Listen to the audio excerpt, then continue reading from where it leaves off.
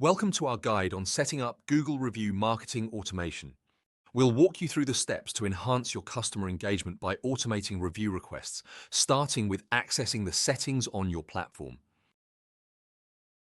To begin, navigate to the settings page and click on Reviews. This is where you can enable automated review emails, ensuring your customers receive a timely email asking for a review after placing an order. Next, customize your email subject and heading. Enter a compelling subject line and description to capture your customers' attention. If left blank, default text will be used, but personalization is key to engagement.